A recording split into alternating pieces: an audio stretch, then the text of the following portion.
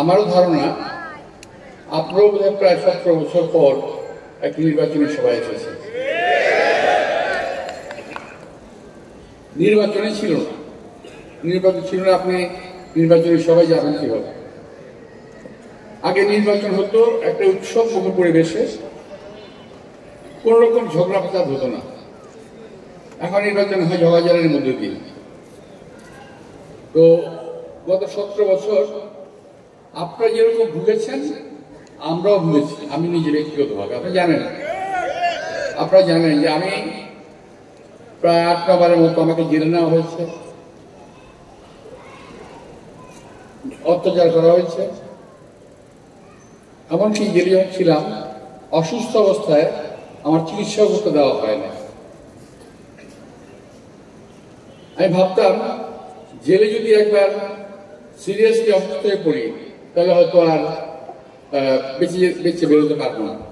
এটা বাস্তবতা। ওই সময় আমার অবস্থা ছিল, জেলে যদি কেউ একবার অসুস্থ হয় তার মৃত্যু অবধারিত। এটা অনেকটা ফাঁসি রায়ের মতো।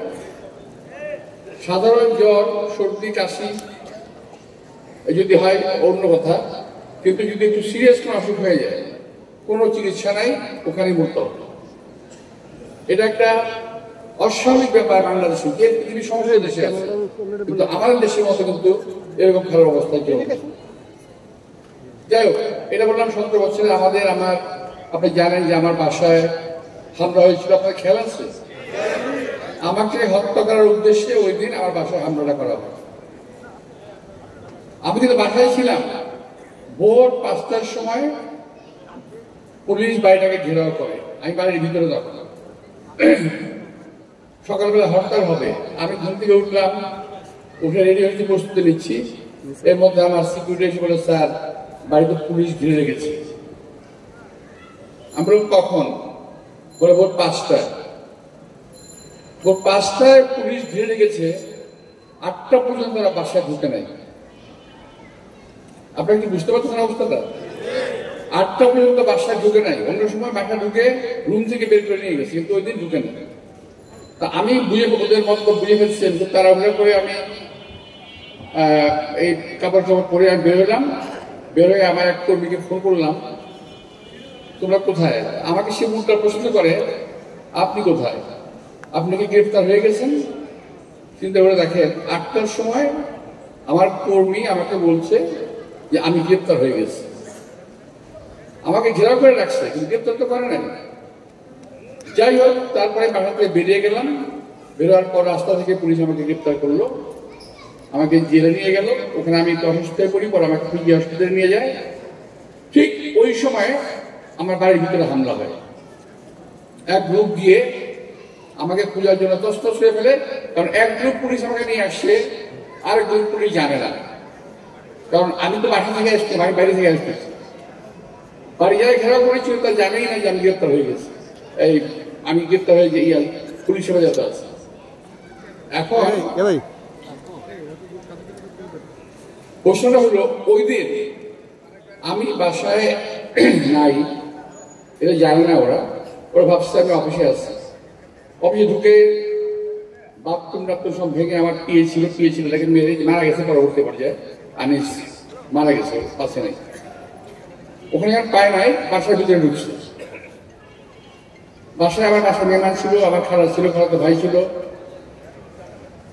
ওদেরকে সহ ওরা আঘাত করেছে। আমার মা আঘাতপ্রাপ্ত হয়েছে।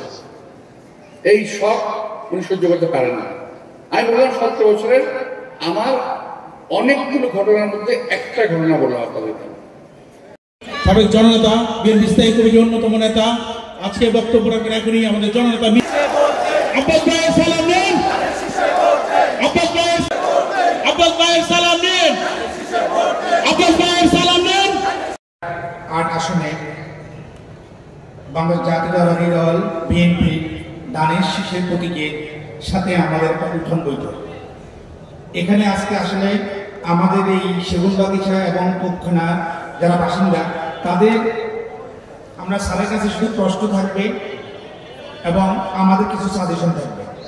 কারণ আজকের এই প্রোগ্রামটা আসলে কিন্তু আমাদের সাধারণ ভোটারদের জন্য, আমরা যারা বসবাস করি এখানে আমার পূর্ববর্তী অনেক বক্তা বলে গেছে, কিন্তু 3টা বিষয়ের উপর আমাদের আলোকপাত করতে হবে, তাহলে কিন্তু আমাদের রেজাল্ট ওরিয়েন্টেড কাজ হয়। আমি মূল বক্তব্য যাওয়ার আগে দিয়ে স্যারের কাছে ওনার কাছে কৃতজ্ঞতা এবং ধন্যবাদ জ্ঞাপন করছি। দীর্ঘ সময় সুষ্ঠু নির্বাচন না থাকার কারণে আমরা সরকারিভাবে আমাদের অভিভাবকমুক্ত ছিলাম।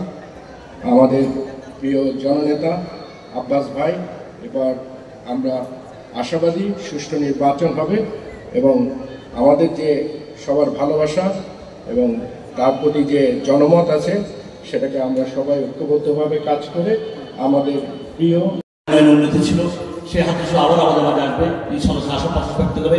এই পর্যায়ে বক্তব্য সময় দিয়েছে, সেই কারণে আমরা কৃতজ্ঞতা প্রকাশ করছি।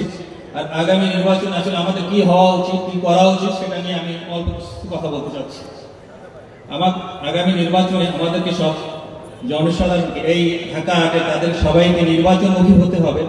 শুধু আমরা ক্যাম্পিং করবো এবং আমাদের ভোটারদের যদি আমরা আকৃষ্ট না করতে পারি, নির্বাচনের মাঠে যদি তাদেরকে না নিয়ে আসতে পারি, এখানে ভোটারের মিনিমাম আমাকে 70% লোক কাজ করতে হলে আমাদের সবাইকে কাজ করতে হবে। আমরা যদি শুধুমাত্র মাঠে ময়দানে মিছিল করলে হবে, প্রতিটা ডোর টু ডোর আমাদের যেতে হবে, প্রতিটা ভোটারের ভিতরে অবস্থান করতে হবে। বছরের মতো আমাদের রমনা থানায় আমি দেখেছি একটাও সরকারি স্কুল নেই। তো আমার দাবি হলো ওনার কাছে যে আমাদের স্কুলটা যাতে সরকারি করে দেয়, সেগুনবাগিচা হাই স্কুল।